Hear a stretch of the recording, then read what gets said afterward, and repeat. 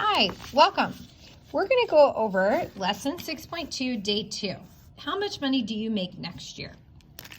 Okay, so it looks like it's somewhat the same setup as before, but now we're having a probability distribution. So, kind of like before, the employer, Mrs. Gallus, has employee wages. Now, the interesting thing is she's assigning them randomly.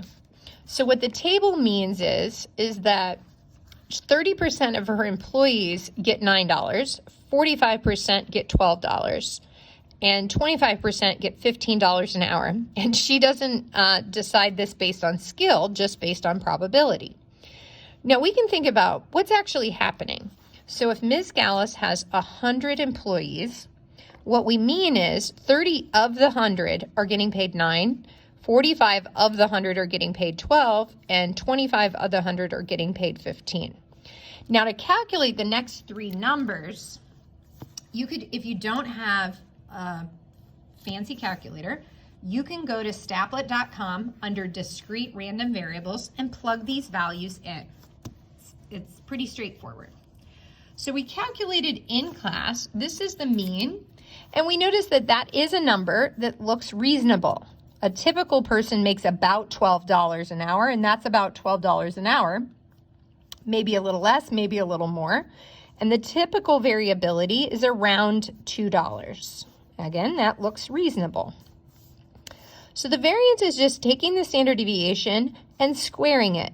So multiplying it by itself. Now let's see if we change our data.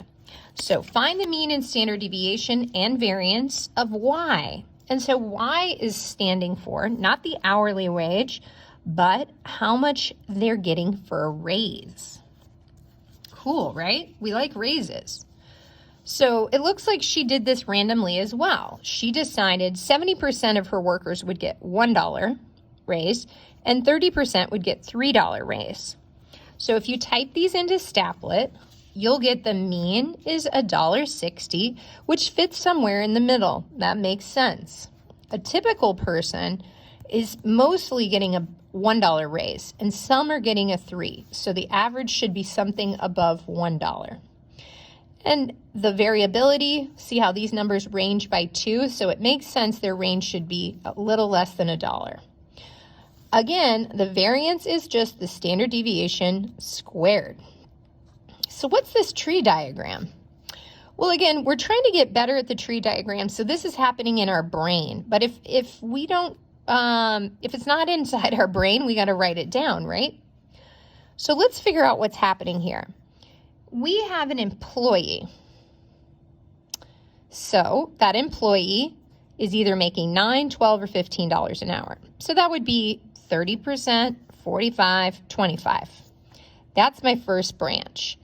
Now, that $9 an hour person is probably going to get a $1 raise because most people are getting a $1 raise, but they might get a $3 raise. So we have two scenarios here. So we have a new branch. 70% are getting a $1 raise and 30% are getting a $3 raise.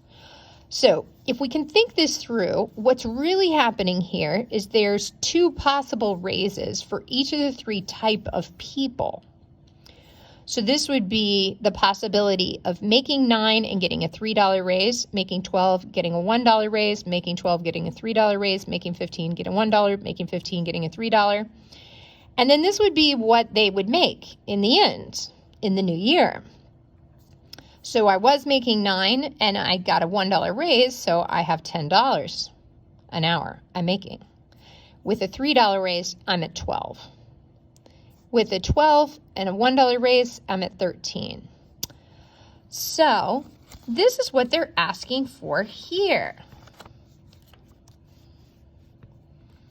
This is all of the possible new wages for the new year.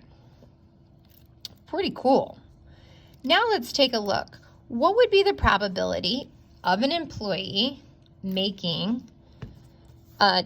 did make 9 and they have a $1 raise? So that means they're making $10 now. Well, that's the very first branch of our tree. 30% are making 9, and of those 30%, 70% are making $1 raise. So it should make sense we can multiply, and that's the probability of making $10 or making $9 previous with a $1 raise. Okay, so let's complete the table. And again, some people can do it without the tree diagram. Other people are kind of doing it, but they're picturing the tree diagram in their head. So these numbers come from the tree diagram. 0.3 times 0.3 is 0.09. 0.45 times 0.7 is 0.315. 0.45 times 0.3 is 0.135. 0.25 times 0.7 is 0.175. 0.25 times 0.3 is 0.075. So that's where those numbers come from. And here's the beauty of it. Because of the tree, we know these values should all add up to 1. And all of these numbers should be between 0 and 1. Beautiful. So we can type these into Staplet and we can find out new information. So in the new year, the employer should budget for an average salary of $13.45, which we notice falls somewhere in the middle, with a variability of $2.40. So where did the $2.40 come from? Well, I multiplied, didn't I? Yes. So, if I take, let me double check this, 0.917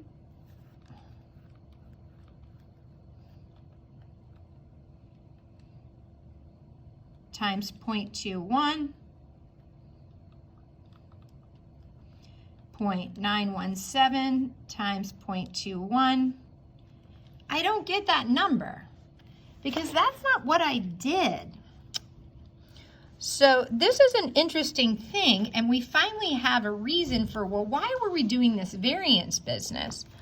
Notice what I ended up doing is adding these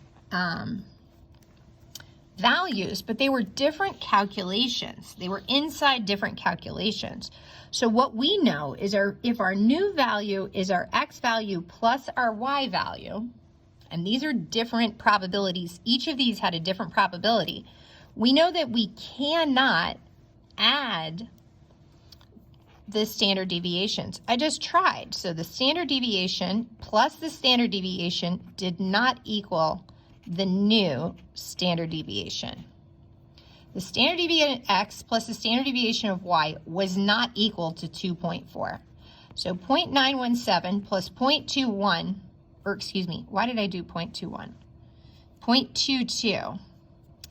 2.22 plus 0.917. Sorry about that. Those are flip-flopped, but just, yeah, so this is the standard deviation of x and the standard. Those are not equal to my new value, 2.4.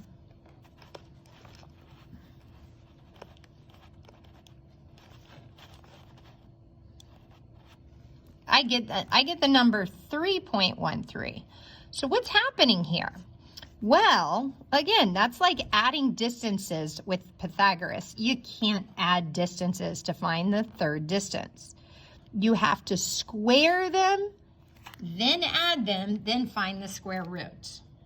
That's how you do it. So this looks exactly like Pythagorean theorem, and that's how we calculate this.